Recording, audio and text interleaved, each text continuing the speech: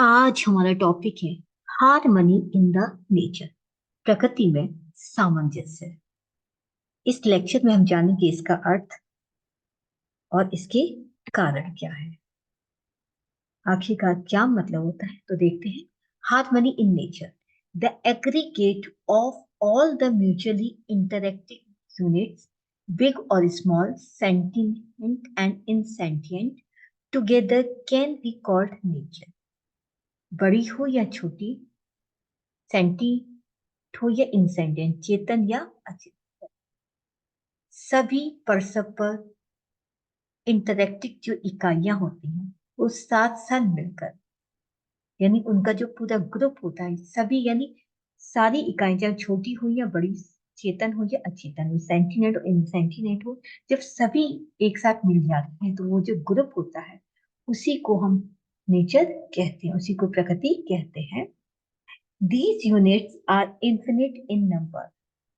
Infinite माने असंख्य। ये सभी इकाइयां अगर संख्या में देखें तो अनंत होती है।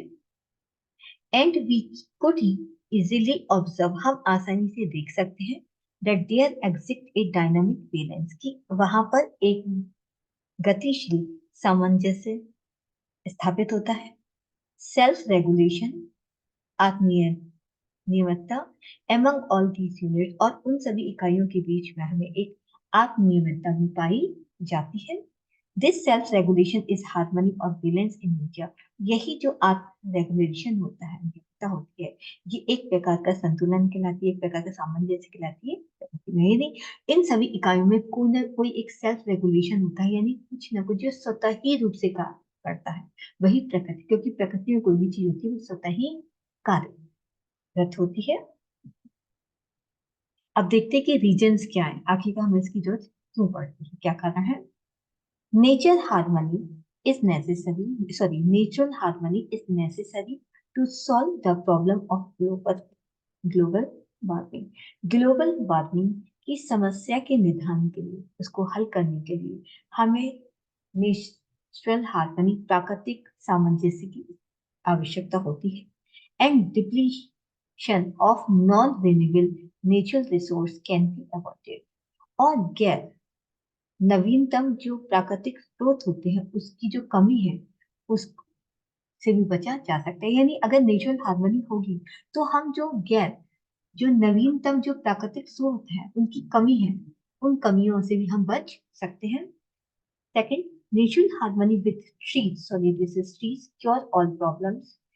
यानी पेड़ों के साथ जब नेचुरल हार्मनी होती है, क्योंकि अगर देखते हैं कि जो कि पेड़ है वो भी प्राकृतिक का एक रूप है, तो इनके साथ जब प्रकृति की जब पेड़ों के साथ एक हार्मनी, एक सामंजस्य बैठता है तो बहुत सारी प्रॉब्लम्स को हल कर सकता है, जैसे रिडक्शन ऑफ विंड वेलोसिटी, यानी हवा का जो वेग होता है उसकी कमी को कम किया जा सकता है। एनर्जी सेविंग, हम ऊर्जा की बचत भी कर सकते हैं। ट्विन कंपेनियन प्लांटिंग, और हम जो जो प्लांट होते हैं, पौधे पौधे जो होते हैं तो बहुत सामंजस्य के साथ एक कंपनी के साथ एक प्रॉपर तरीके से प्लांटिंग कर सकते हैं। Development of ecosystems in terms of establishing a forest garden, हम अगर वन की बात करें, वन को स्थापित करने की बात करें, तो वहां पे जो इकोसिस्टम सब सिस्टम होता है, यानी जो वन का जो वातावरण होता है उसकी उसको भी हम अच्छे तरीके से विकास कर सकते हैं। रिडक्शन ऑफ ग्रीनहाउस गैस, तो बल्कि जो हीट देखते हैं ना, बहुत सारी जो गर्मी प्रोड्यूस हो जाती है, हीट प्रोड्यूस होते हैं, उस हीट को भी हम लोग काफी रिडक्शन यानी उसकी कमी कर सकते हैं। जितने ज्यादा पेड़ लगाए, नेचुरल हार्मोन उतनी ज्यादा पड़ेगी, उतनी हमारी हीट कम होती चली जाएगी। Next, number third, it is possible to achieve mutual harmony in the establishment, maintenance, and management of education institutions like school, colleges, and universities.